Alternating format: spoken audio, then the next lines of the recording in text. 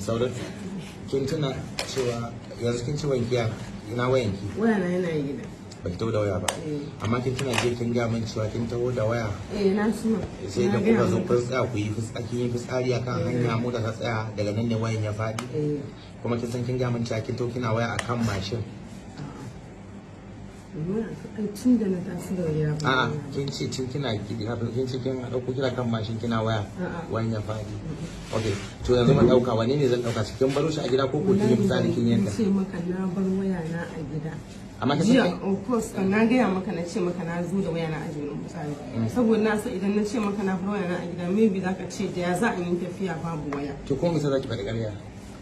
Kawai dai ina expecting zaka ce ƙarya nake ya za a yi ni to yanzu gashin na ce yanzu ma na gane ƙarya to yanzu da na gane ƙarya ne ko me ya kare yake da shi ƙarya?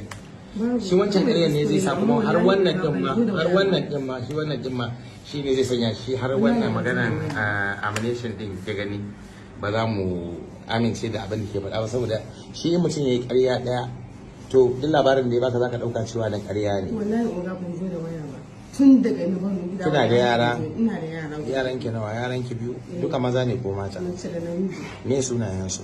Khadija da Aliyu Haidar. Haidar, okay. Shekaran ki nawa da aure? Shekara na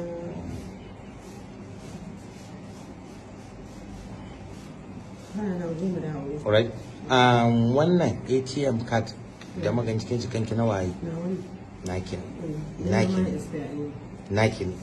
Definitely nakin. Fine.